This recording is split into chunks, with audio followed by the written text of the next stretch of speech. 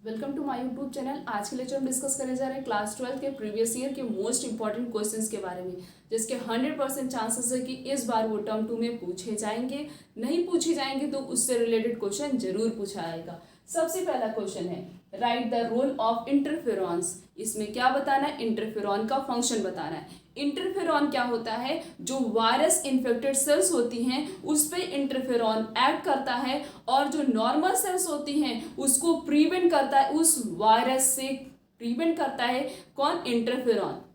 क्योंकि जो ये वायरस इन्फेक्टेड सेल होती है वो इंटरफेरॉन से ग्रीड करती है, और जो नॉर्मल सेल होती है वो उसको प्रिवेंट करता है by the virus infected cell. Next question is, how do cytokinin barrier provide innate immunity in human. ये जो साइटोकाइनिन बैरियर किसके अंदर आता है? 4 प्रकार की इनेट इम्यूनिटी के पास जो है 4 बैरियर प्रेजेंट होते हैं, उसमें से जो चौथा बैरियर होता है वो साइटोकाइनिन होता है। तो वो किस तरीके से बॉडी को प्रिवेंट करता है, वो क्या सिक्रेट करता है? इसी से रिलेटेड क्वेश्चन है। इंटरफेरॉन। इंटरफेरॉन सिक्रेट करता है, और जो भी हमने फंक्शन बताया इंटरफेरॉन का वही काम ये करता है, और इससे वो क्या करता है? बॉडी को प्रिवेंट करता है by the pathogen. Next question is, how does the human body respond when the hemoglobin produced by plasmodium is released in its blood? hemoglobin, जब hemoglobin सब्सटेंस रिलीज होता है ब्लड के अंदर तब क्या होता है, हमें ये एक्सप्लेन करना है। हीमोजॉइन क्या है? हीमोजॉइन एक प्रकार का टॉक्सिक सब्सटेंस होता है। कैसा सब्सटेंस होता है? Toxic substance. अब ये कब रिलीज होता है? ये रिलीज होता है जब हमारी कंटिन्यूअस आरबीसी डैमेज हो जाती है। मींस जैसे ही इसका पैथोजन हमारी बॉडी में इंटर करता है तो ये सबसे पहले लीवर की सेल पे अटैक करता है, फिर उसके बाद वो ब्लड के द्वारा हमारे जो है आरबीसी में पहुंचता है। आरबीसी जितनी भी नई आरबीसी बनती है उसको भी वो रप्चर कर देता है। जब कंटिन्यूअस हमारी आरबीसी रप्चर होती जा रही तो हमारी बॉडी उस पैथोजन से फाइट नहीं कर पाती है, और इसी समय एक टॉक्सिक सब्सटेंस रिलीज होता है, उसे हीमोजॉइन कहते हैं। और ये हीमोजॉइन सब्सटेंस किसके रिस्पॉन्सिबल होता है? चिल के लिए। किसके रिस्पॉन्सिबल होता है? चिल। मीन्स जब ये सब्सटेंस रिलीज होता है, इसके रिलीज होने से क्या होता है? बहुत तेज ज्यादा बहुत ही ज्यादा हाई फीवर हो जाता है और बहुत ज्यादा ठंड लगती है। तो इससे हीमोजॉइन रिलीज सब्सटेंस से क्या होता है? जब हीमोजॉइन सब्सटेंस रिलीज होता है, इसके रिलीज होने से क्या होता है? चिल एंड हाई फीवर, बहुत तेज फीवर होता है। The next question is, name the source of plant of heroin drug. How it is obtained from the plant. उस सोर्स का नाम बताना है, उस सब्सटेंस का नाम बताना है जहां से हीरोइन ड्रग को ऑब्टेन किया जाता है, and how it is obtain from the plants. Plant से उसको ऑब्टेन कैसे किया जाता है इसको भी बताना है। और उस प्लांट का नाम है paper somniferum is the source of plant of heroine drug. Source क्या है? हीरोइन ड्रग कहाँ से मिलता है? पेपर सोमनीफेरम से मिलता है। Next is, it is obtain by acetylation of morphine. Morphine की जब एस्टाइलेशन की जाती है तब जाके हमें हीरोइन ड्रग ऑब्टेन होता है, which is extracted from a latex of poppy plant. और कौन से प्लांट के लैटिक्स से इसको ऑब्टेन करते हैं? पॉपी प्लांट के लैटिक्स से ऑब्टेन करते हैं। मीन्स यही पॉपी प्लांट का बायोलॉजिकल नेम है पेपर सोमनीफेरम।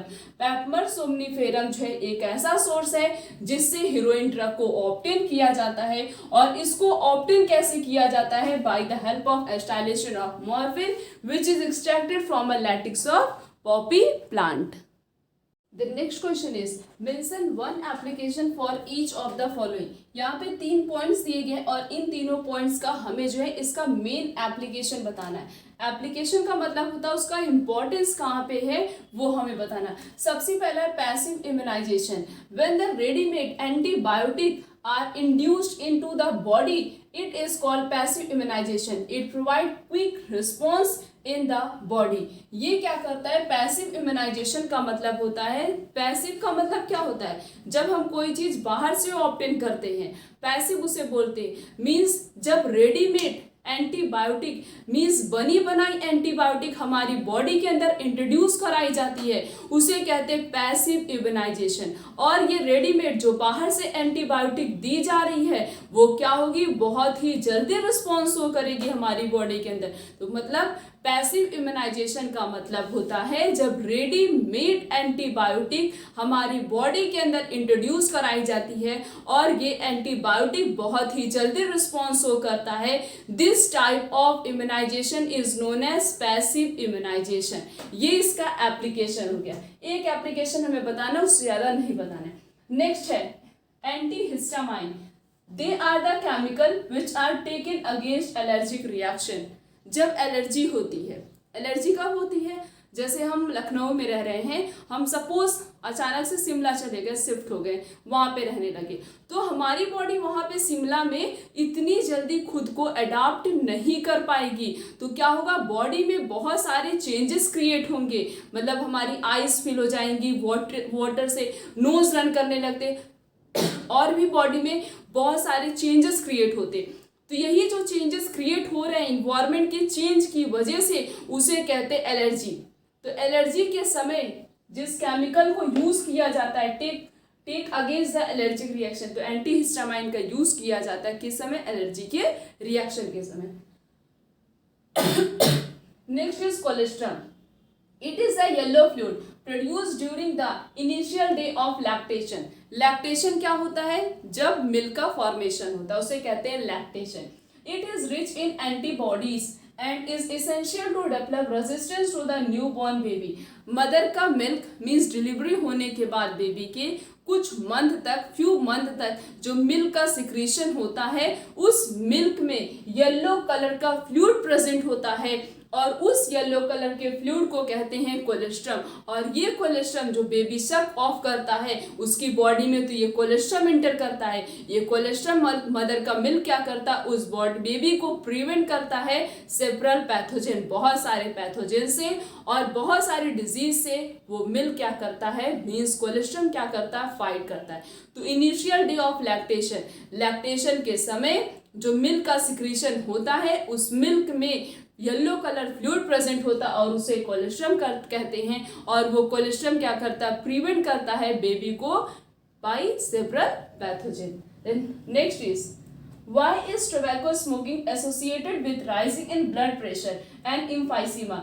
टोबैको, जो लोग टोबैको की स्मोकिंग करते हैं, टोबैको का यूज करते हैं, उसके स्मोकिंग से ब्लड प्रेशर क्यों हाई हो जाता है और एम्फाइसीमा क्यों हो जाता है, ये एक्सप्लेन करना है। बहुत इंपॉर्टेंट, बहुत इजी क्वेश्चन है, बहुत ज्यादा पूछा जाता है। इसका आंसर है nicotine and alkaloid.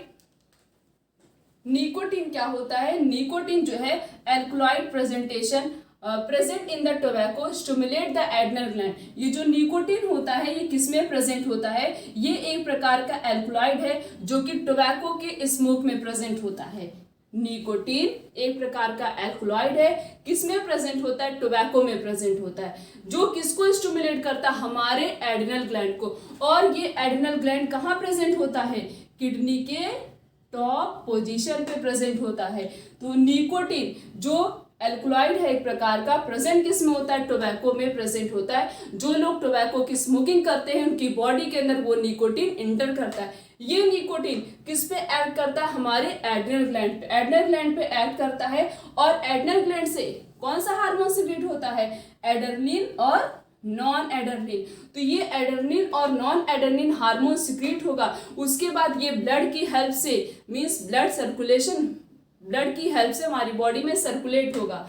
Both These hormone increase blood pressure and heart rate. ये दोनों हार्मोन किसके रिस्पॉन्सिबल होते हैं, इस हार्मोन को क्या बोलते हैं, इमरजेंसी हार्मोन बोलते हैं, इमरजेंसी की सिचुएशन में क्रिएट होते हैं। तो ये जब एड्रेनलिन जैसे ही निकोटीन एक प्रकार का जो एल्कोलॉइड है जैसे बॉडी में एंटर करता है, ये एड्रेनल ग्लैंड पे एक्ट करता है और एड्रेनल ग्लैंड क्या सिक्रीट करने लगता है, एड्रेनलिन और नॉन एड्रेनलिन हार्मोन सिक्रीट करने लगता है, जिसकी वजह से ब्लड प्रेशर और हार्ट रेट की मतलब इंक्रीज जाता है।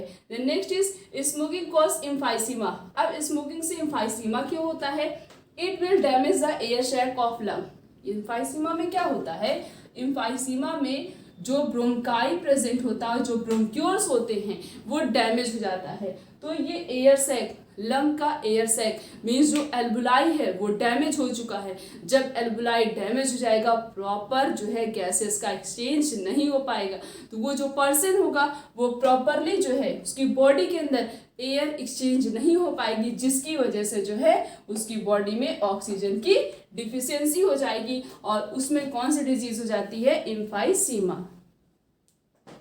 Next question is, what is the basic principle of vaccination? How do vaccine prevent microbial infection? Name the organism from which the hepatitis B vaccine is produced. सबसे पहले कुछ part में ये पूछा गया है कि बेसिक प्रिंसिपल क्या होता है वैक्सीनेशन का और किस तरीके से वैक्सीन जो है वो प्रिवेंट करता है फ्रॉम अ माइक्रोबियल इन्फेक्शन से। और तीसरे पार्ट में ये पूछा कि हेपेटाइटिस बी वैक्सीन कौन से ऑर्गेनिज्म से प्रोड्यूस किया जाता है। This question is very very important, बहुत ही ज़्यादा इम्पॉर्टेंट है। ये क्वेश्चन पूछे जाने के 100% चांसेस है। देखते हैं कि इसका आंसर क्या होगा। Principle of vaccination is based on property of memory of immune system. NCERT की सेम लाइन, एनसीईआरटी की लाइन में यही लिखा है कि प्रिंसिपल जो वैक्सीनेशन का प्रिंसिपल होता है वो किसकी प्रॉपर्टी पे बेस्ड होता है, मेमोरी ऑफ इम्यून सिस्टम पे। किस पे बेस्ड होता है, मेमोरी ऑफ इम्यून सिस्टम में। नेक्स्ट पार्ट में ये पूछा गया कि किस तरीके से वैक्सीन जो होता है वो माइक्रोबियल मींस माइक्रोब की इन्फेक्शन से प्रिवेंट करता है हमारी बॉडी को। इन वैक्सीनेशन में क्या होता है, a preparation of antigenic protein of pathogen or inactivated line but weakened pathogen is introduced into the body. The antigen generate a primary immune response by producing antibodies along with forming memory B cell and T cell. मतलब इसमें क्या किया जाता है, vaccine में क्या किया जाता है, हमारी बॉडी को जो है पहले से, जैसे कि पोलियो हो गया तो पोलियो की वैक्सीन जो है हमारी बॉडी को पहले से दे दी जाती है, तो उसकी वैक्सीन हमें पहले से दे दी गई। अगर पोलियो का वायरस हमारी बॉडी में इंटर भी करता है तो सबसे पहले वो जो वैक्सीन है मीन्स उसने जो एंटीबॉडी प्रोड्यूस की है तो सबसे पहले उस एंटीजन से फाइट करेगा। मीन्स पोलियो के एंटीजन से, पोलियो के पैथोजन से सबसे पहले हमारी बॉडी के अंदर जो पहले से एंटीबॉडी प्रेजेंट है उसके अगेंस्ट वो क्या करेगी, उससे फाइट करेगी। एक और एग्जांपल, चिकन पॉक्स। सुना होगा कि चिकन पॉक्स लाइफ में एक बार होता है, अगर किसी को एक बार हो गया तो दोबारा उसे चिकन पॉक्स नहीं होता है। क्यों नहीं होता है, क्योंकि चिकन पॉक्स जिस वायरस से होता है उस वायरस के अगेंस्ट हमारी बॉडी में ऑलरेडी एंटीबॉडी प्रिपेयर्ड हो चुकी थी, बन चुकी थी। अगर वो सपोज वो वायरस इंटर भी करने की कोशिश करेगा तो हमारी बॉडी उस वायरस से क्या करेगी, फाइट करेगी और उस पैथोजन को इंटर नहीं करने देती है। इसी वजह से लाइफ टाइम में चिकन पॉक्स एक बार होता है, दोबारा नहीं होता, क्योंकि उसके अगेंस्ट हमारी बॉडी में पहले से एंटीबॉडी प्रिपेयर्ड है। अगर इंटर भी करता है उसका वो पैथोजन तो हमारी बॉडी में जो एंटीबॉडी पहले से प्रेजेंट है तो वो उससे क्या करेगी, फाइट करेगी। इस तरीके से वैक्सीन भी होता है। बहुत सारे डिजीज की वैक्सीन पहले से दे दी जाती पहले से, इसलिए पहले से दे दी जाती। अगर उसका पैथोजन हमारी बॉडी में इंटर भी करेगा तो वो जो वैक्सीन हमें पहले से दी गई है तो जो एंटीबॉडी प्रोड्यूस कर रही है, एंटीबॉडी के प्रोडक्शन में कौन हेल्प करता है, बी सेल हेल्प करता है और टी सेल हेल्प करता है। बी सेल क्या करता है, एंटीबॉडी बनाता है, टी सेल उसकी हेल्प करता है एंटीबॉडी के प्रिपरेशन में। तो ये दोनों मिलकर क्या करते हैं, उस पैथोजन से फाइट करते हैं और माइक्रोब इन्फेक्शन मींस कोई भी माइक्रो ऑर्गेनिज्म हमारी बॉडी में इंटर नहीं कर पाता अगर उसके अगेंस्ट पहले से हमारी बॉडी में वैक्सीन प्रेजेंट है। तो बहुत सारी ऐसी डिजीज होती है जिसकी वैक्सीन पहले से दे दी जाती है। अगर उसका पैथोजन हमारी बॉडी में इंटर भी करेगा तो हमारी बॉडी क्या करेगी, सबसे पहले उससे फाइट करेगी और उसे इंटर नहीं करने देगी। और उसके बाद नेक्स्ट पार्ट में ये पूछा गया है, उस ऑर्गेनिज्म का नाम बताओ जिससे हेपेटाइटिस बी वैक्सीन बनाई जाती है। The hepatitis B vaccine is produced by yeast. किससे बनाया जाता है, हेपेटाइटिस बी वैक्सीन को ईस्ट से प्रिपेयर किया जाता है। Next question is, on what basis diagnosis of cancer is made. Cancer की डायग्नोसिस किससे की जाती है? सबसे पहला है blood and bone marrow test. Blood test किया जाता है और बोन मैरो टेस्ट किया जाता है कि कहीं ब्लड के नंबर्स तो नहीं इंक्रीज हो गए हैं या हमारे बोन मैरो में कोई प्रॉब्लम तो नहीं हुई है। अगर ब्लड कैंसर होता है तो सबसे पहले ब्लड और बोन मैरो टेस्ट किया जाता है। नेक्स्ट है रेडियोग्राफी। नेक्स्ट टेक्निक कौन सी होती है डायग्नोसिस की? रेडियोग्राफी। उसके बाद नेक्स्ट है हिस्टोपैथोलॉजिकल स्टडी और बायोप्सी। हिस्टोपैथोलॉजिकल स्टडी बायोप्सी में क्या किया था, जहां भी कैंसर होता है वहां पे जो है क्या की जाती, वहां की टिश्यू को कट करके और उसकी प्रॉपर स्टडी की जाती, उसे कहते हैं हिस्टोपैथोलॉजिकल। और जो हमने टिश्यू की कटिंग की उसे कहते हैं बायोप्सी।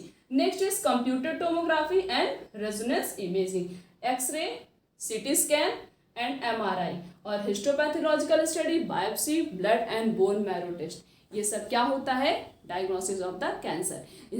इन सब की हेल्प से कैंसर को हम पता लगा सकते हैं हमारे कैंसर कहाँ हुआ और उसका ट्रीटमेंट भी होता है। तो हमने इस लेक्चर में प्रीवियस ईयर के मोस्ट इंपॉर्टेंट क्वेश्चंस के बारे में डिस्कस किया। आने वाले लेक्चर में इस तरीके से और भी बहुत सारे क्वेश्चंस के बारे में डिस्कस करेंगे। आज का लेक्चर यहीं तक। Thank you.